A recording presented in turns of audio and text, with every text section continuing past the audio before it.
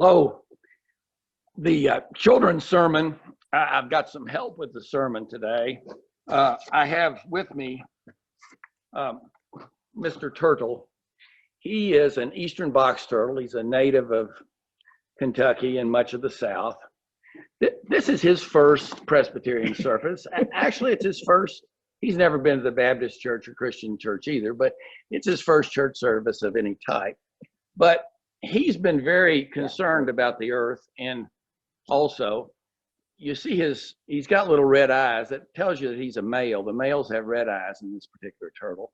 And he's got his scooties chipped here where a coyote tried to gnaw on him, or a car clipped him in the front when he was younger. But anyway, Mr. Turtle's quite concerned about this earth. And truly, this Earth Day, it's the 50th year for Earth Day, but this is the children's earth. We adults are just trying to keep it for them as good or better than we found it, hopefully. But I wanted to assure Mr. Turtle that many of the Presbyterians are trying to do that.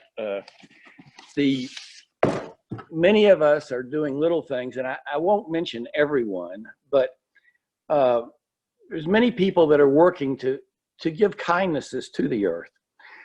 John Humphreys just put in 7 bluebird boxes on the fence next to our prairie garden, and Mr. Turtle likes that because the dinosaurs, he evolved 220 million years ago when the dinosaurs were some of his companions, and the little birds that John Humphreys is helping by putting the bluebird boxes were some of his companions or his kin's companions millions of years ago.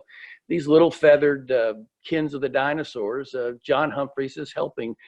There's not enough holes in trees. We tend to cut down our old trees, and we don't have enough holes anymore for the bluebirds to nest, and John is helping that. Alan and Joanne Winkenhofer and Steve and Connie Wade have solar on which provides much of the electricity for their homes. And that puts less carbon dioxide into the air, because the more renewable energy we have of wind and solar and other things, the less carbon dioxide we put in the air. And one of our problems with our planet is there's too much carbon dioxide, too much CO2. Carl Swope sells energy efficient cars. Again, it puts less carbon dioxide into the air. And Mr. Turtle wants to say thank you, Carl and John and Alan and Joanne and Steve and Connie for all those things that you do. Jim Bernard is a member of Ducks Unlimited that encourages marshland and wetlands. And I'm trying to get Mr. Turtle. He doesn't want to be ignored. But Ducks Unlimited, that Jim contributes to every year, helps preserve the wetland and the marshland, which is critical to, it's our natural sponge. It filters things. And it creates habitat for many animals like Mr. Turtle and his kin, and frogs and salamanders and birds and mammals and otters and skunks and all sorts of animals. So Mr. Turtle would like to thank Jim too for contributing to Ducks Unlimited. Matt Deneen does many things to encourage the green space. And the green belt around our wonderful city, they are ribbons of trees and streams. And those are the highways that Mr. Turtle uses, and also the skunks and possums, because they don't like to cross concrete. They don't like to cross mowed lawns. They like the ribbons on the green belt. Those are their highways. And what Matt does in his Wild and Scenic Film Festival that was put off but will still be, and building amphitheaters and all the things he does to encourage the green space, he provides places for Mr. Turtle to get from one place to the other. So Mr. Turtle says a huzzah to Matt Deneen. Thank you, Matt. Jan Rucker and Fred, Jan's sidekick, go to Africa on a regular basis. And when she goes to Africa, the money she spends goes to the guides and the cooks and the people who provide the food at the safari camps out in the bush. And it helps the African people understand that the wildlife is better kept preserved, and the wild lands are better kept preserved than converted to other things. And so green ecotourism is one of the good things on the planet, and one of the good things and one of the kindnesses to the earth. Danny Meyer Cole plants trees. And if there's one thing we need, if we could invent something that consumed CO2 and took it out of the air and stored it and put oxygen back in, that's exactly what we need.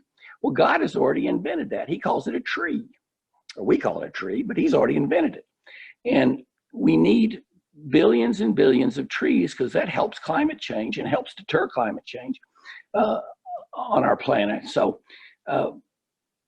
that is a remarkable kindness to the earth.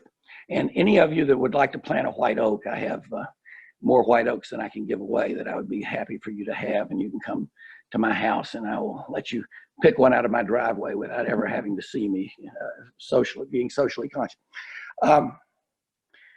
Dr. Hanley provides locally grown flowers, actually very local for Dr. Hanley because they're in his backyard garden. But that helps because it saves the shipping, saves the CO2 in the air from the planes and other places, other transport where it comes from Costa Rica or South America.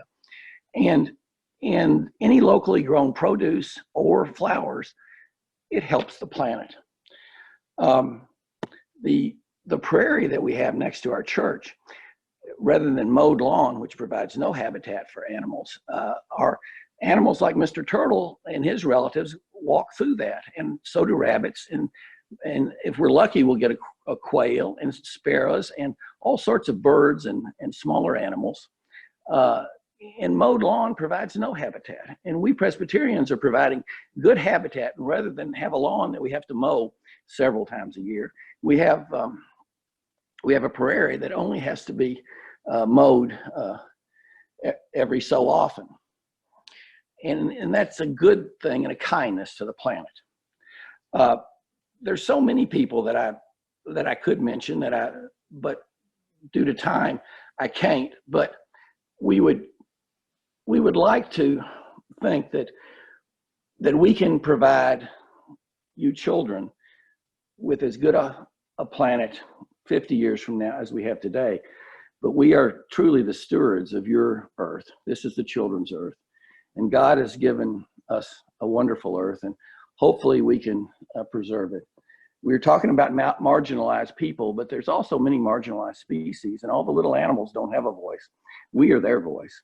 And hopefully we can do what is necessary to avert, well, complete disaster, but to actually help give these children the kind of earth that they should have 50 years from now and beyond.